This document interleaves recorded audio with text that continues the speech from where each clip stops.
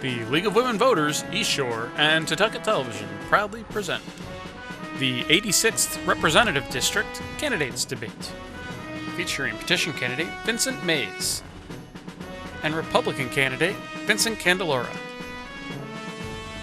The 86th Representative District Candidates Debate is brought to you through the support of Brantford Community Television.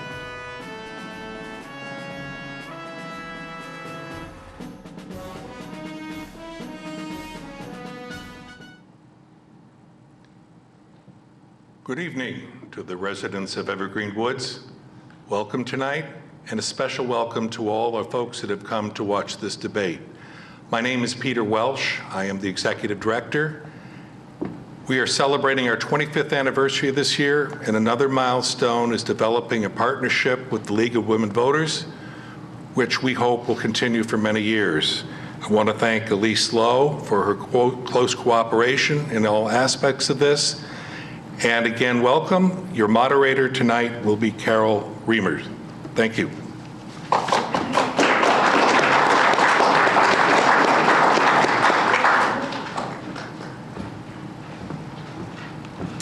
Thank you very much. I am Carol Reimers. I'm the president of the League of Women Voters of the East Shore and a resident of Killingworth, and I will be the moderator this evening. We're pleased as the League of Women Voters to be sponsoring debates like this because we believe strongly in an informed electorate for every democracy.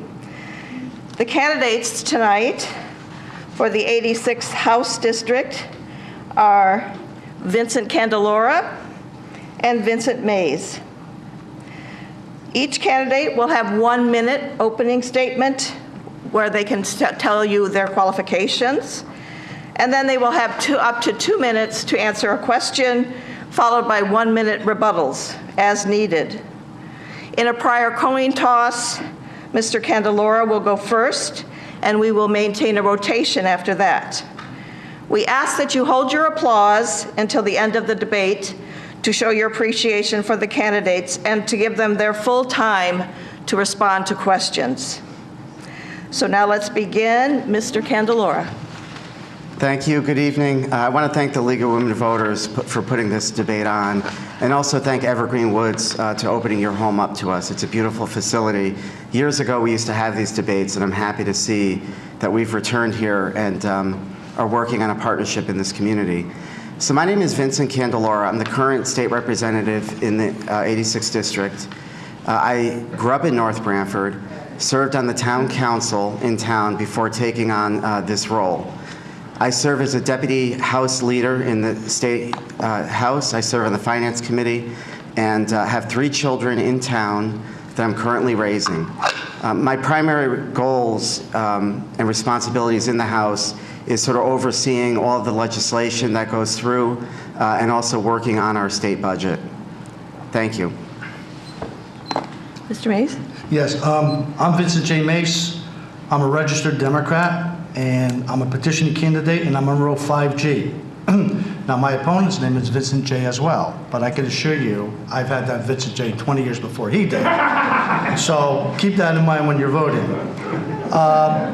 Also, in today's newspaper, if you saw the article, the 86th District, I'm a little concerned because the reporter put his picture, my picture, in the obituary page, right above the death notices index, and I'm afraid he might know something I don't know. So, with that in mind, I was a postal worker for 30 years, got my law degree while I was working. I'm a union president, 40 years. I've worked with hundreds of people in the union, 750 members. I've gone to conventions dealing with 4,000, 5,000, 6,000 people. I'm an attorney. I'm a member of the New Haven, Connecticut Bar Association, the Connecticut Bar Association, and I'm also a member of the Connecticut Trial Lawyers Association. And I tell you that for a reason. I work with people. I know how to work across the lines. Thank you. Thank you very much. And we'll start with our first question. And Mr. Mace, you're the first respondent. What do you consider to be the basic facts underlying the current state budget crisis, and how would you address that situation? Well, I've taken the position doing some research. Certainly the current budget crisis is a problem for everyone in Connecticut. Our dilemma is this here. we don't want to raise taxes because people can't afford to pay more taxes. We have a lot of supply in the state of Connecticut where we have unemployment, so we have people who want to work. We don't have the demand to come into Connecticut to work. So what does Connecticut have to do? We have to offer incentives to other companies that want to come into Connecticut to do work. Prime example is the recent Lockheed agreement with Pratt & Whitney and Sikorsky. We had to give up $220 million to bring them in here. However, over the next 16 years, Connecticut will make more than $400 million. There are 300 suppliers that are going to be supplying to those companies for the helicopters. 87 towns will benefit, okay? Wages will be definitely strong. They're going to keep the 8,000 workers. And I think part of that proposal was they have to buy Connecticut products and they have to double in 16 years what they start with today. So bonding for new projects, giving tax incentives, putting people to work to raise revenue through the state income tax will definitely help Connecticut turn the corner so that we can keep up with the nation as far as economic growth goes. That's what I would do. Thank you. Mr. Candelora? So in the House chamber, I supported the Sikorsky deal, which I do think will help benefit Connecticut. But bottom line is we have to get our fiscal house in order. For the last 6 cycles, the Democrats have raised taxes at unprecedented levels, and what's happened is our revenues have become more volatile. Businesses are leaving the state of Connecticut. General Electric is an example of that. We last month had the worst jobs reporting of over 6,000 jobs leaving the state of Connecticut. What we need to do is look at our budget and balance it. We've been out of balance for the last 8 years. I've served on the Finance Committee with the Republican Party. We've put forth 8 balanced, fully vetted budgets without raising taxes. All of them have been summarily rejected by the majority party, unfortunately. But there is a way. We need to look at our union contracts and renegotiate them to put them in line with the private sector. They're too rich. We can't afford it anymore. We need to look at our pension program, move it to a defined contribution plan like everybody else has proposed to a defined benefit plan. Those are the things we kind of have to do in order to get in line because we are far outpacing our spending with our revenue. I have 3 children in this state right now. They're all starting to get older, looking at schools, and it really pains me to think that Connecticut is not an option for them. And part of that is because the legislature hasn't put forth budgets that show a future. There is still uncertainty in our process. When the taxes were raised on GE, part of the reason why they left is that that tax proposal, which included a unitary tax, was raised without even a public hearing. So they woke up one morning and realized that they had an $80 million tax bill that they were going to have to foot. That is not the way the state of Connecticut should be doing business. Our car washes woke up to realize that they had to pay a sales tax on car washes, scrambling to try to implement that procedure. We need to bring certainty to the process. Thank you. Thank you. Would you have any more to add to this, Mr. Bass? Yes. My opponent, he did vote for the Lockheed agreement. However, it was kind of reluctantly. And if you read his article in the Totucket Times, he kind of explains that and he applies that there. He had an opportunity to co-sponsor that bill, and he did not co-sponsor that bill. That is an anchor that Connecticut needs for somebody that's going to be here for the next 16 years. And as far as wages go, recently it's been reported that Connecticut, the hourly wage in Connecticut has risen for the first time in 50 years, since 1966. That's important here. In 2015, the hourly wage was raised in 50 years. That means that there is some growth, and we have to continue by giving people a decent wage in order for them to stay in Connecticut, and we're not doing that there. As far as the union contracts being too rich, look, unions provide middle-income jobs with benefits. We want to take that away from our union workers. We want to take that away from Connecticut. That would be catastrophic. Also, as far as pension programs, sorry, my time's up. Mr. Candelora, do you have any more you'd like to add? Well, I would just like to say, to be specific in what we need to look at, it's our public state employees right now that we need to look at their benefit packages. They are, many of them are receiving a $15 copay when they go to the doctors, paying $10 for prescription drugs. None of us could afford those kind of benefits any longer. So we just need to move the state of Connecticut in line. And I'll say, yes, I certainly had concerns about the Sikorsky deal because it was a sad day that the state of Connecticut had to pay money to a company in order for it to stay in Connecticut. But I get it. We need that company to stay here because they're an important foundation to our economy. So while I supported the deal because it was a smart business decision, I'm certainly not going to sugarcoat it. I'm going to point out my reluctance to support it in that we are putting out a lot of tax dollars to keep a business here. And unfortunately, that hasn't been the only business that Connecticut has had to pay off to keep in the state of Connecticut. That type of policy is not working for us. Mr. Mays, we can stay with the budget if you have any more you'd like to add. Yeah, I just wanted to say that, you know, when you start having people who are accustomed to having certain benefits, you start taking away, all of a sudden that hourly wage or that weekly salary is diminished. So their purchasing power is reduced. So if they're used to spending $1,000 a week and all of a sudden they have to start paying co-pays, higher costs, all of a sudden that $1,000 a week is reduced and the purchasing power, so to purchase our domestic products here in Connecticut is reduced. And instead of having a spiral where we're moving upwards, we're going back downwards again.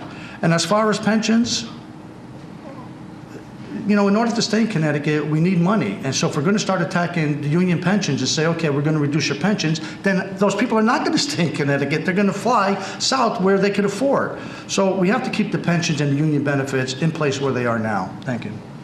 Mr. Candelora, do you have more you would like to add? So Fred Carstensen from UConn about 6 years ago when we were doing the budget had made that argument. We need to spend money to make money. And it didn't work. That's what the Democrats tried when they raised taxes on everybody. They said, look, we need to keep money in the coffers, it'll trickle down. That trickle down never happened, and it just put us into further deficit. The reality is right now that our state workers are already leaving the state of Connecticut. We are sending over a third of our pension checks out of the state of Connecticut because it's not affordable for retirees to live here. So one of the proposals that I have sponsored and continue to push, and ironically has become a platform for the Democrat Party, is to eliminate the income tax on Social Security and pension benefits. We're the one of only 4 states in the country to tax retirement benefits. And I think we need to eliminate that tax. That will be the thing that will keep retirees here and help spur our economy. And at the same time, we do still need to look at our pension benefits we are putting out there because right now we're only at 38% funded pension benefits in the state of Connecticut for state employees. Okay, a related question. Would you restructure debt payments or renegotiate state employee contracts? And Mr. Candelora, you're first. Sure. Well, right now, our state contracts are under negotiation. So certainly it is something that we are embarking on right now. And, you know, the governor's office has taken a hard line because what's happened is this last cycle, there is a number of having to lay off 2,500 state employees in order to balance the budget. So we could say, let's keep the benefits where they are. The problem is the money isn't there to pay it. So what's unfortunately occurring is we're now having to lay off state employees in order to keep government running. What happens there is services go down. I think if any of you tried to go to DMV or call the Department of Social Services, it's a nightmare. And unfortunately, my office is now inundated with calls trying to help navigate people through the process. And this is a cycle that has begun to occur because we haven't addressed our issues and kept our fiscal house in order. So that's certainly, I think, the primary thing that we need to begin to work on, you know, in order to turn things around. Okay, Mr. Mays? Yeah, I think that we should start working on the debt service. And part of the way to work on the debt service is through bond premiums, where investors pay up front so that Connecticut gets a bunch of money. And instead of using that money in the general fund, they should be able to use that money for either capital projects, capital improvements, or to use it to pay down the debt service. Denise Napier in 2005 made that proposal to Governor Jody Rell, and that was never followed through. And she's recently, again, last year made that same proposal to Governor Dan Malloy. Had we done it in 2005, we would have taken off over $420 million off of our outstanding debt. Layoffs, look, that's just Band-Aid stuff. You can't have layoffs. Here's what happens when you have layoffs. Somebody making $1,000 a week, they get laid off, they go down to maybe $500, maybe $600 a week. All of a sudden, they can no longer afford to buy products, buy services, and what we're doing is we're laying off people. Our state income tax revenues go down, our purchasing power goes down, and it turns into an abyss. So there has to be a better solution than just saying, okay, we're going to lay off people, cut back services, and that's going to stop the debt from happening. It just doesn't work that way. And if we do nothing and we do everything negative, it only hinders recovery in the state of Connecticut. And it seems kind of odd that the state of Connecticut is still lacking behind the national trend in the recovering on the economy. So I would be against layoffs. There has to be another solution other than laying off people and having them look for other services state-related. Because if they can't get money, they have to go on to state aid, they have to do something. It's only going to be taxing the state in another way. So I would be against the layoffs. That's it. Okay. Do you have any more you'd like to add? So one of the problems that we're seeing right now with our bond premiums and our debt service is because our revenues have decreased, we're hitting 90% of our capacity for bonding, which means that we've had to cancel bond projects in order to try to violate covenants. So what's happening right now is Moody's has downgraded the state of Connecticut, rated us negative. Financial advisors are actually telling people, do not buy Connecticut bonds. And the suggestion to use bond premiums for capital projects and other purchases is a nightmare. Bond premiums is driven by the market. It's sort of an upfront cash infusion that the state of Connecticut receives when they go out and borrow money. Those bond premiums under GAAP accounting, under accounting laws, are supposed to be amortized over the life of the bonds. What the state of Connecticut started doing under Governor Malloy was taking that money and putting it into the operating account. We are budgeting about $400 million of bond premiums and using that for our operating expenses. It can't be done. It's a balloon that has already popped. We're $75 million in deficit because of that. Thank you. Mr. Mays? Yeah, Governor Malloy isn't the first governor to use bond premiums. It's been a trend for many years. It's just a matter of having the legislature fiscally be reminding those in power to say, okay, we're going to bond premium, but we're going to use that money for this, this, and this, not just use it for anything that they want to. And if, had they done that, then we wouldn't be in this dilemma that we're in. And over the past 10 years, from 2005 to the present, that could have been accomplished, but it wasn't. Okay. On to economy and jobs. What legislation would you propose to encourage businesses to remain or move into Connecticut? And Mr. Mays, you're first. Well, it's kind of a repeat of what I had said before. In Connecticut, we have a lot of supply. We have plenty of room. We have unemployment. We have people who want to work. We have vocational technical schools. We have colleges for people getting out of college or getting out of a technical school that have a trade that want to go to work. Problem is we don't have the demand. And part of that demand is that, and I'm a believer that in order to make money, you have to spend money. You have to offer somebody to come into the state. And just like that deal that we did with Lockheed, we made them an offer, and they're going to come into the state, and they're going to be here for 16 years until the year 2032. That's a long time. And if we could do with Lockheed, and Lockheed said that it cost them to stay, they could have gone to other states. They could have gone to any other state and had a less expensive deal, but they came here. And now I think we could build on that, all right? And if we can get Lockheed here to keep their headquarters here, then we should be able to get other companies, small, medium, or big, to say, okay, come to Connecticut. This is what we have to offer. We have something to offer, and that price is going to be the amount of money that you're going to save in taxes, but we have a good supply of workers, tradesmen, college graduates, and we could definitely work with a company if they were to come into Connecticut. Mr. Candelora? Yeah, so, Connecticut has a high cost of living, and I think we're always going to be challenged with that. But we also have some of the best people, the best skills in the state of Connecticut. We need to continue to capitalize on that.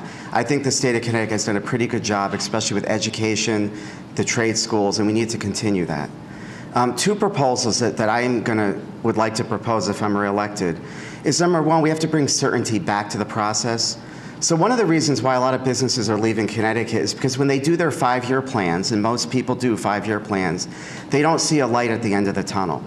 The first thing is the Republicans actually proposed a 5-year plan for the first time where we are showing our fiscal way out of this mess. But one thing I would like to do is propose that when a business is dealing with an agency and there's a dispute over the interpretation of a law or the interpretation of a regulation, that they would have the ability to go to the Attorney General and say, okay, who's right?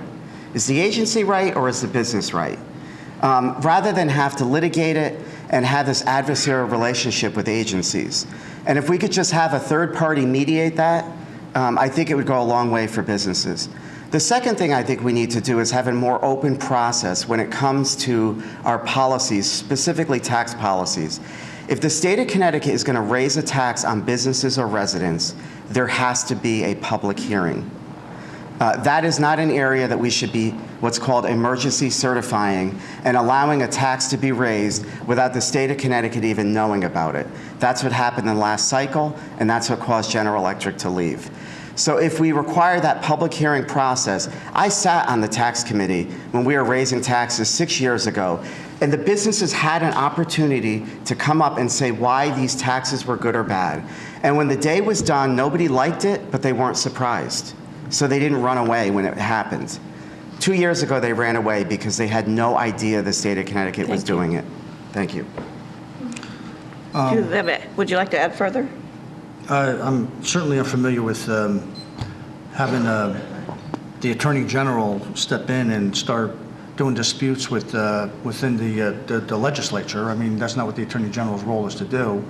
So we would be taxing that agency to do something that I don't think is right. And the other thing is to have hearings every time they're going to raise taxes. All we would be doing is just slowing down the process and giving more government intervention and more government intervention. And we're looking to move away from government intervention. So I would disagree with having a hearing every time there's going to be a business tax. So if you're going to do that there, then the people who aren't in business are going to say, well, if you're going to raise our tax, you got to have a hearing because we don't want to come up and speak on it. So we'll never get anything done, and we'll never be in the recovery process. So I would disagree with that. Mr. Candelora, you have anything to add? Well, and then that's shocking to me because that's part of the fundamental process of government. Bills are raised, budgets are put forth, and the public has an opportunity to speak. I'm a firm believer of that. Good or bad, we sit through our committee meetings for hours on end sometimes, but when the day is done, everyone should have a voice and be given an opportunity. That is actually part of our rules process that's been circumvented over the years. I'm a little disappointed that there would even be a suggestion that that's would stymie the process or slow it down. It's a requirement for the state of Connecticut, for every legislature, to be listening to the public before we're going to raise a tax. And frankly, it's been the arrogance of the majority up in Hartford that I've had to sit through that have raised taxes on all of us and has hurt our economy that needs to come to an end. Thank you. Okay. Would you let us know what your position would be on increasing regional government? And Mr. Candelora, you're first. Sure. So I've served on the Planning and Development Committee in Hartford that has dealt with this issue for many, many years. Generally speaking, the state of Connecticut has very broad laws to allow for regionalization. I totally support it. North Branford has regionalized their animal control services with the town of Branford. I served on the town council when that was done. It was efficient. It saved us money. I think we should look at that. We regionalize our emergency services. We have shared agreements with other towns. And I think that should continue on. What I am a little concerned with what the state of Connecticut is doing right now, we should pay attention to, is that they're doing forced regionalization. What they're doing is taking funds away from the towns if they don't regionalize. I'm concerned, like our East Shore Health District, which is right now regionalized with Branford and East Haven, very effective, provides great services. The money that the state of Connecticut promised them has now been cut. So we're reaching a point where it's becoming a disincentive for towns to necessarily regionalize because it may be cheaper now to go out on their own. And so it's a tricky little balance that we're doing. Right now, we've been dealing with the issue of regionalizing our 911 dispatch. And I believe North Branford has been talking with various towns to try to do that. The state of Connecticut, it tries to force those relationships, which I think is a mistake. Having coming out of local government, if we put the legislation in place to allow towns to regionalize and let them figure it out, they are much more efficient and much better at doing it than the state of Connecticut would be if they forced it.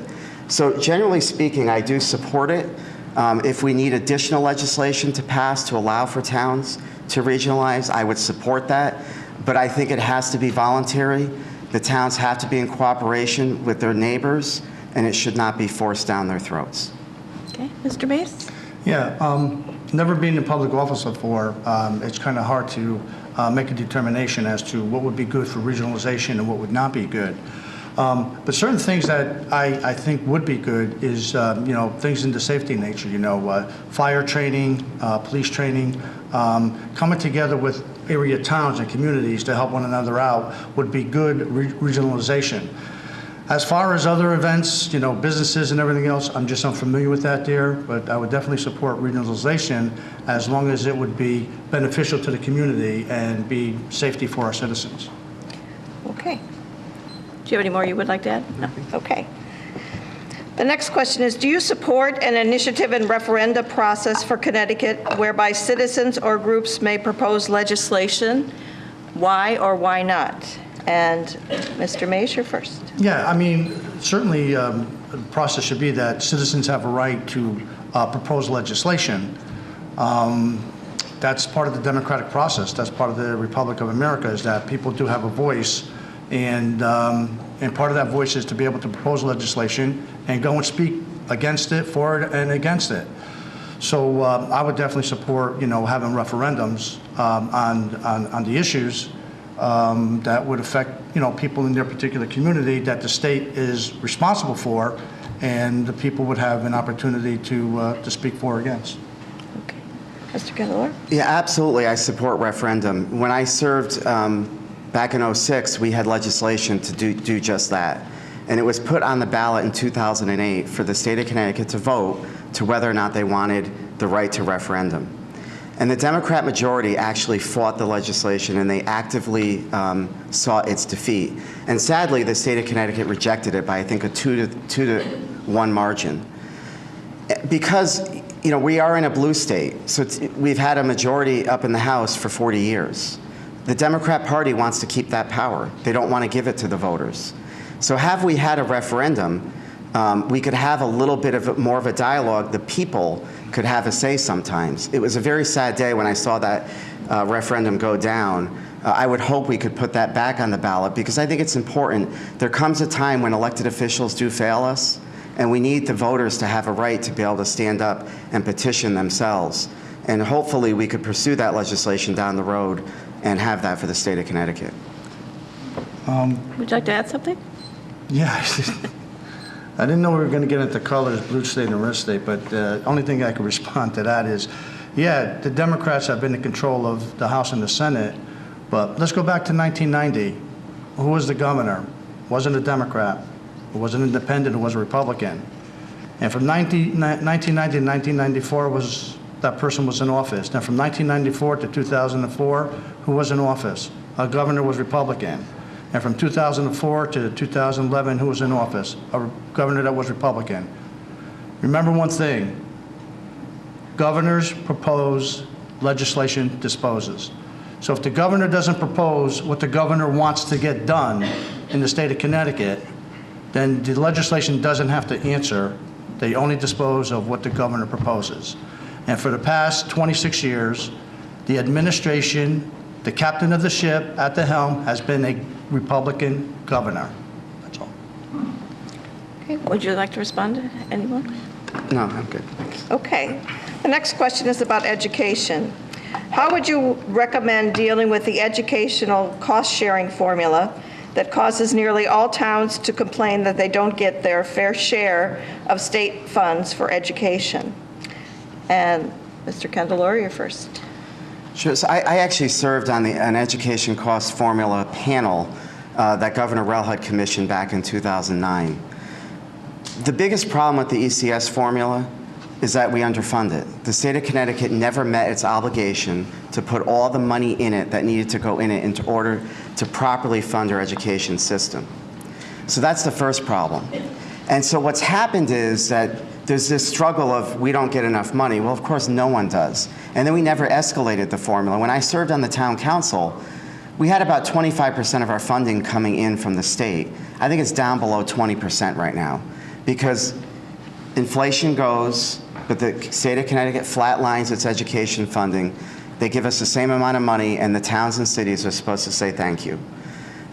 So that is issue number one. The second problem is that my concern is that we have pit cities against the towns. The cities get 90% of our education funding. The rest go to our other communities. Now, towns like Guilford that are in the 86th district, they were zeroed out in the last governor's budget.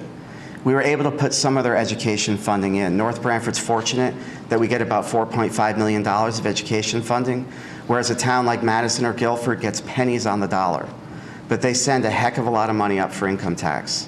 So the debate is a tough one because we're penalizing the wealthier towns and not giving them any money back to the detriment of our education system. And so the first thing we really have to do is I don't think we need to rework the formula. Frankly, I think if we reworked it, the 86th district is going to get clobbered. I think what we need to look at is funding that formula and reprioritizing. We fund all sorts of sort of pet projects offline.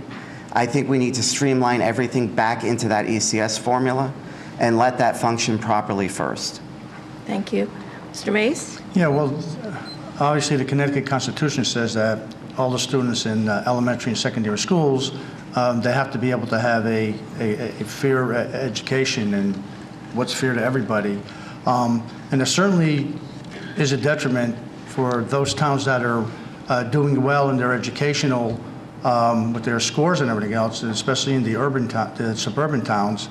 And now the point is that we're going to start taking state funds away from the suburban towns where the kids are performing well and the scores are good, and move them to the inner cities and hopefully raise the test scores and have the educational fare to the inner city schools. I think it's a conundrum, because you don't want to penalize the urban towns like we live in North Branford, Guilford, Durham, and Wallingford.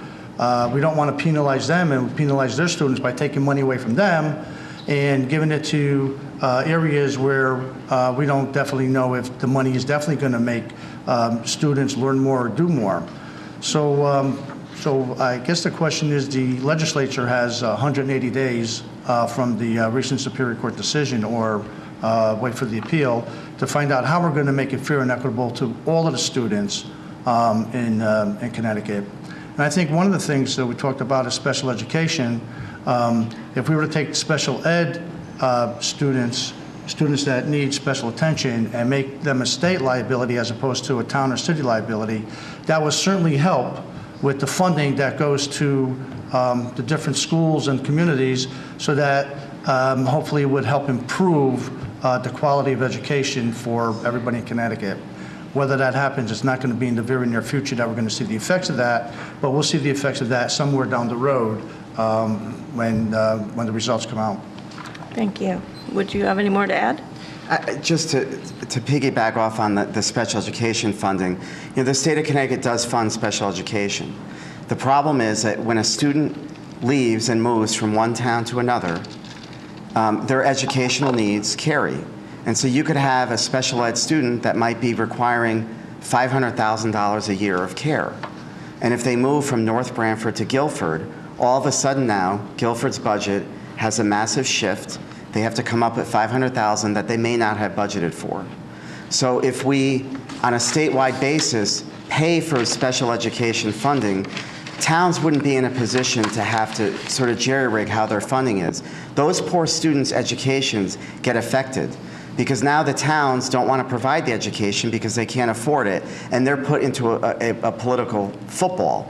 And so I think if we had it funded at a statewide level, we could eliminate budgetary problems, and we could stop playing political football with children's education. Do you have any more to add? Yeah, well, I'm glad we agree on something. It's good that we agree on something because we don't need the towns to be affected and have to spend money for special ed and take away from all of the other students. So I'm glad that we're in agreement on that. Okay. Our next question for you is, what are your top priorities for improving public transportation in Connecticut? And Mr. Mace, you're first.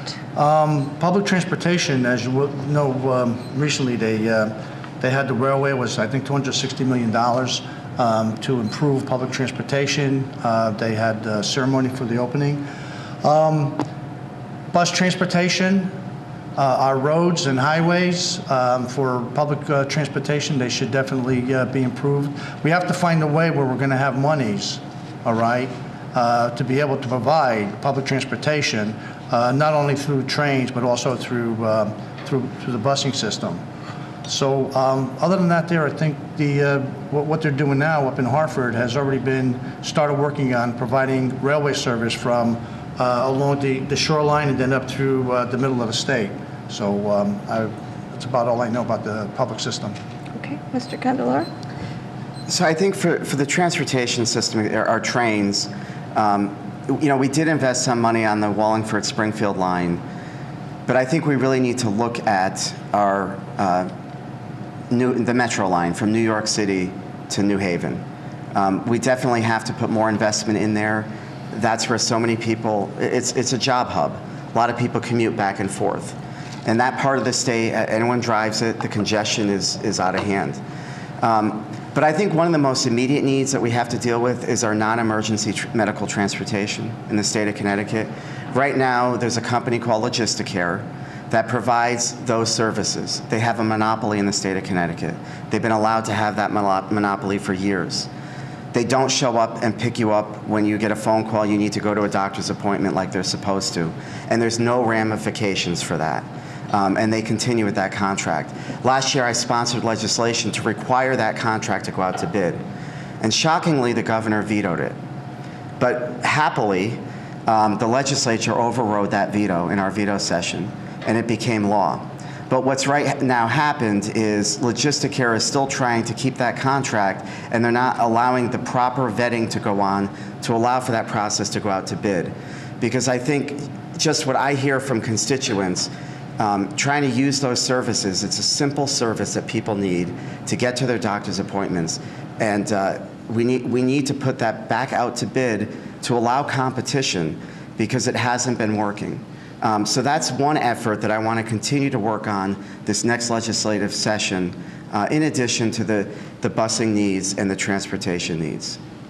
Okay. Any more on transportation? No, I have nothing further to add. Okay. Our next question has to do with energy. Connecticut has one of the highest electricity cost structures in New England. What can be done about that? And Mr. Candelora, you're first. So that's a very difficult question. For 10 years, I've served up there. I've never served on the Energy Committee. I do screen all the bills in the House. I get to read them, and it's one area that you scratch your head on, and you need a lot of people to kind of help you work through that process. For Connecticut, one of the areas, the difficulties that we've had is we've implemented renewables. So that's certainly out there and it's helpful. There's programs for solar. In my business, we've employed radiant heat, which is you heat the ground as opposed to the air, and it's much more cost effective. And there are a lot of great programs out there for people to utilize. But we do have high electric costs. We've deregulated that system. One of the things I was very unhappy about is that the state of Connecticut, with these budget problems, put a tax on our electric generation. So it's made Connecticut less competitive in the market in purchasing our energy. That tax needs to go away. If we could eliminate, it's a 2% tax, doesn't seem like a lot of money, but if we could eliminate those things, we can make Connecticut more competitive. Millstone needs legislation to help keep it open. Right now, there's talks about it possibly having to close.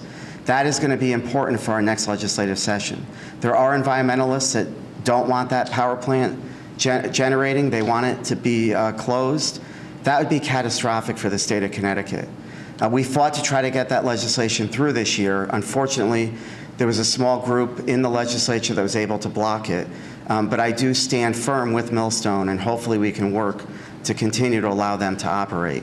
And lastly, with deregulation, we put forth a sort of a customer bill of rights. Because with deregulation, there's a lot of companies out there. It's confusing for our residents when they're purchasing electric. They could end up getting taken advantage of. And I think that was important also to fix that process.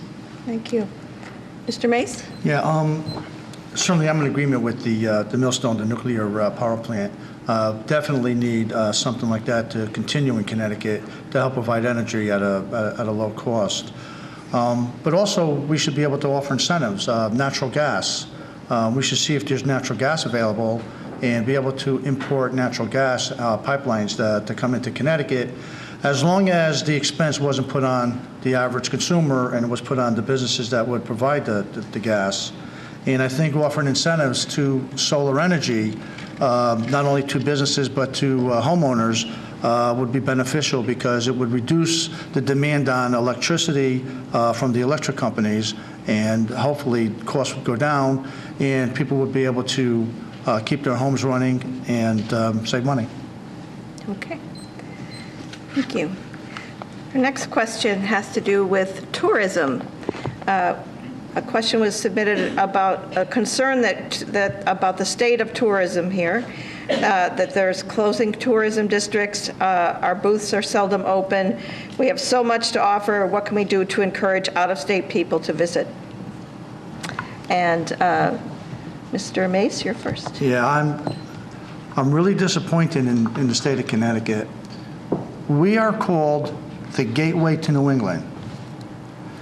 You want to get to New Hampshire, Rhode Island, Vermont, Massachusetts, or Maine, where do you go through?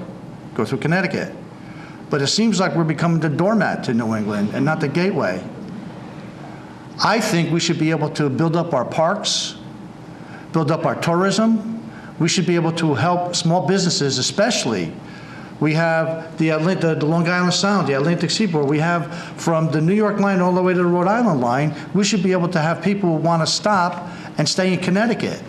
And it was very disturbing, as you well know, that they closed down Hammonasset State Beach. I mean, people were upset because a lot of people go to Hammonasset State Park. We need more of those in the state of Connecticut so that tourism would definitely want to stay here.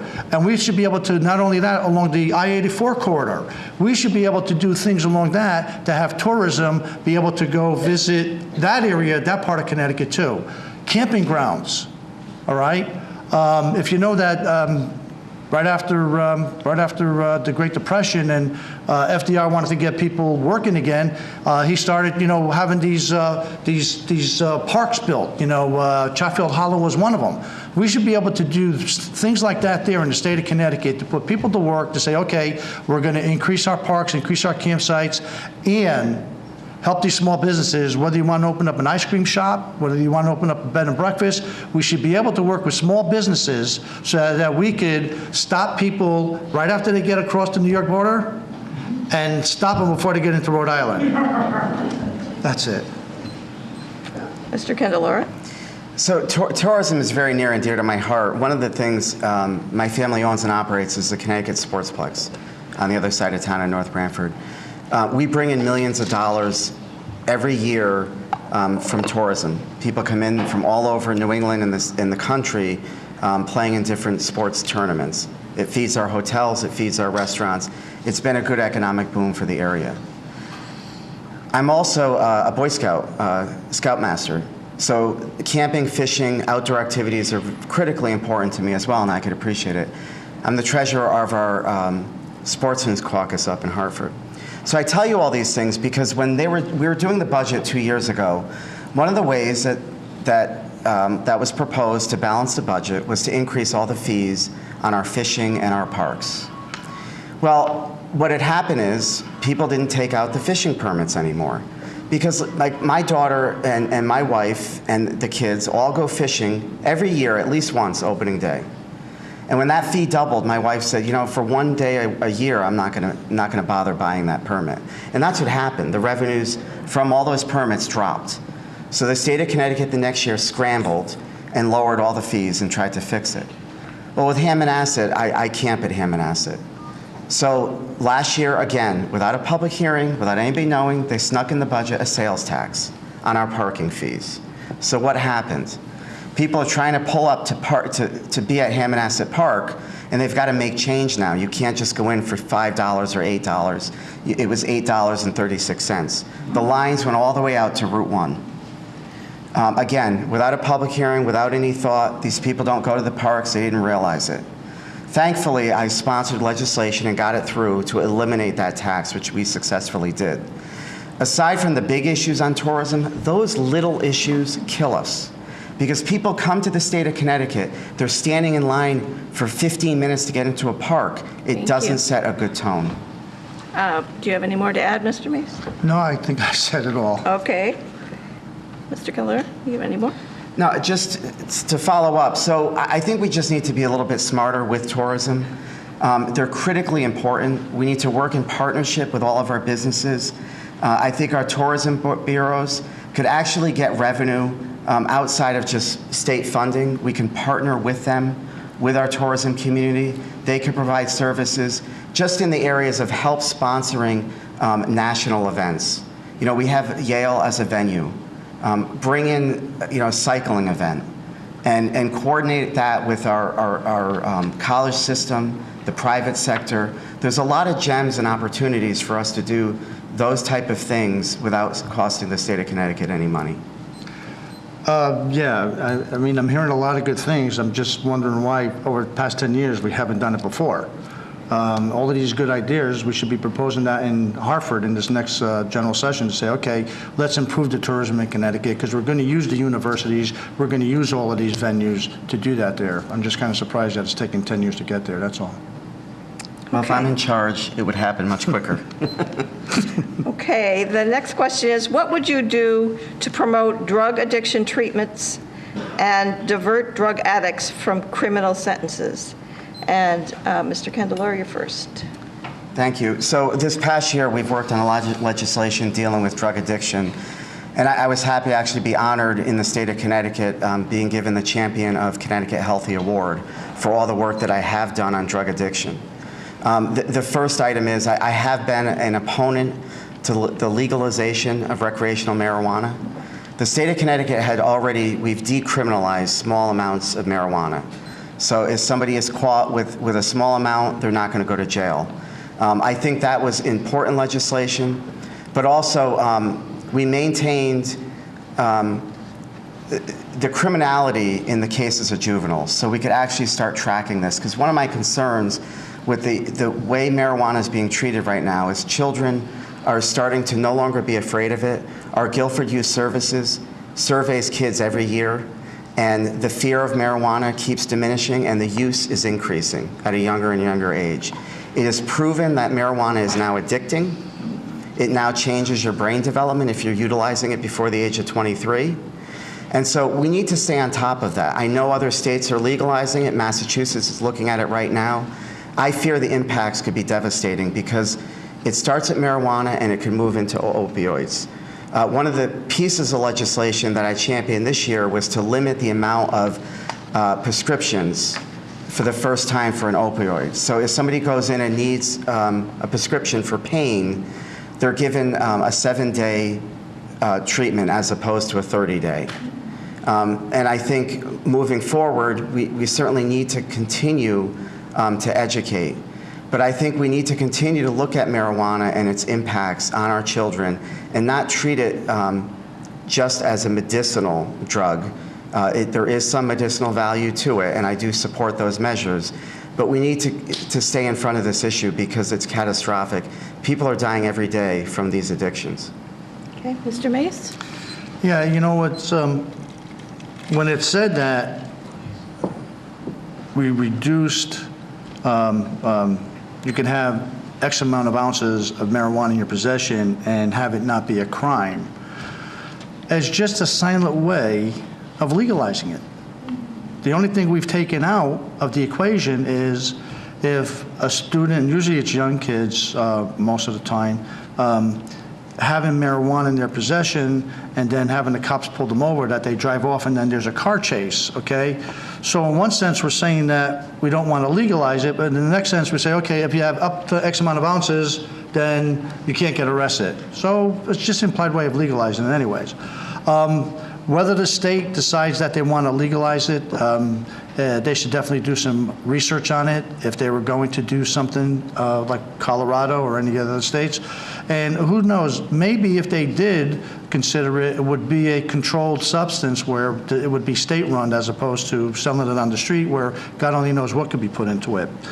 So I don't know about the criminality of it, but supplying, as far as drug addiction goes, making sure that emergency personnel, because it's always frightening to read in the paper that there was a drug overdose because of this opiate or because of whatever it is, and the medical personnel didn't have the proper antidotes to stop the people from dying.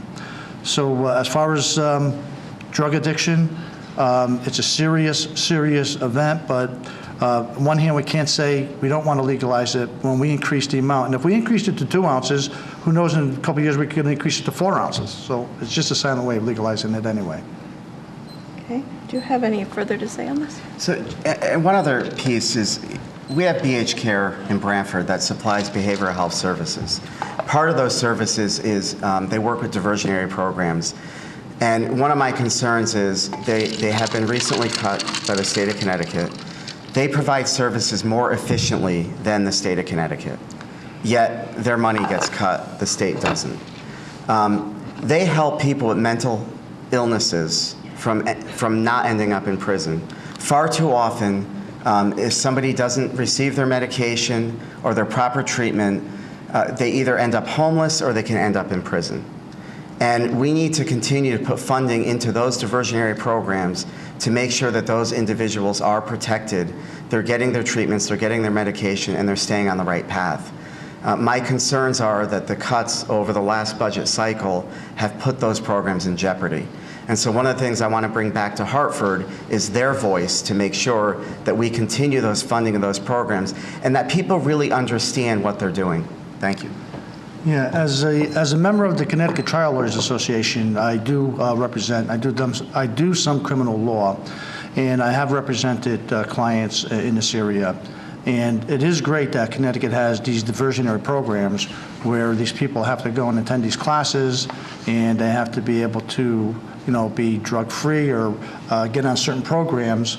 So that is certainly something that we have to keep funding in the state of Connecticut, so that when people do get caught for having drugs illegal, that there is a program for them to go to, and they can get help, and in fact, hopefully, avoid going to jail and not having a record. Okay. Do you have any more you want to say? Okay. We have now reached the point where it's time for our closing statements, and as with the coin toss, Mr. Candelora will begin.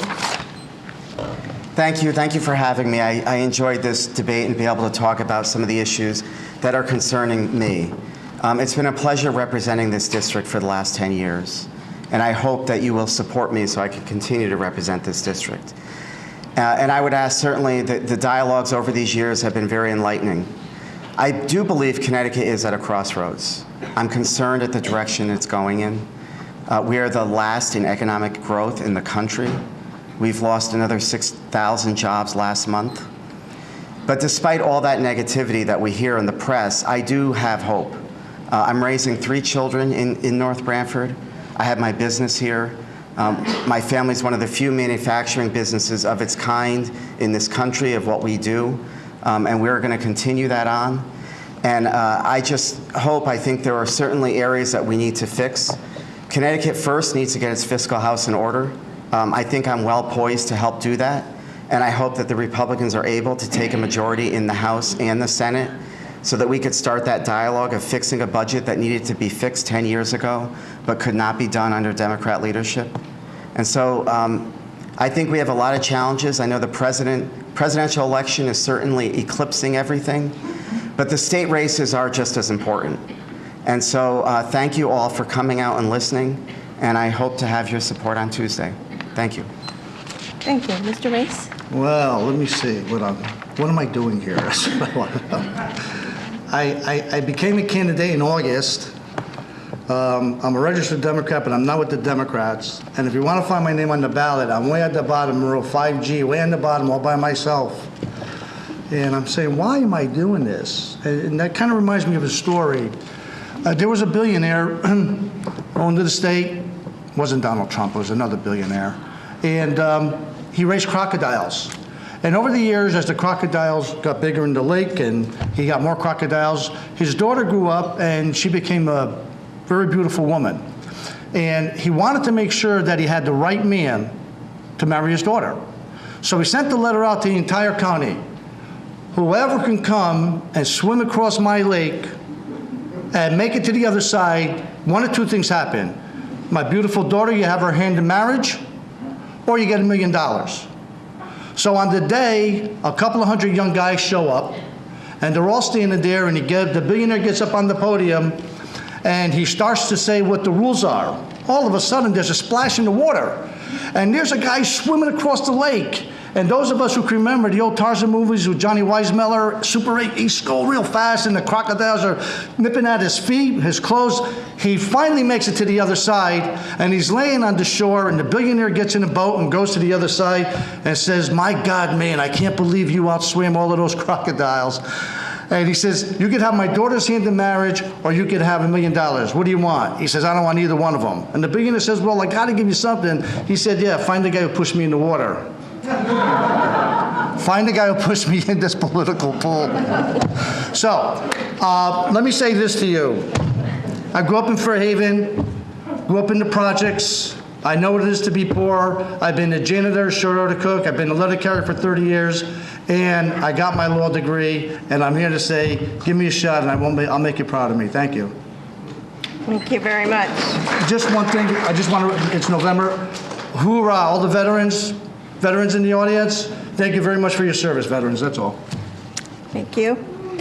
We also want to thank Evergreen Woods for co-sponsoring this debate and providing us with this lovely venue. We are grateful to Toket TV and North Branford Public Cable Access Group for recording this debate. And we're thanking the candidates for a lively and informative debate tonight. Now it's the voters' turn to speak. We urge you all to go and vote on November 8th. The polls will be open from 6 a.m. to 8 p.m. Thank you and have a good evening. Thank you.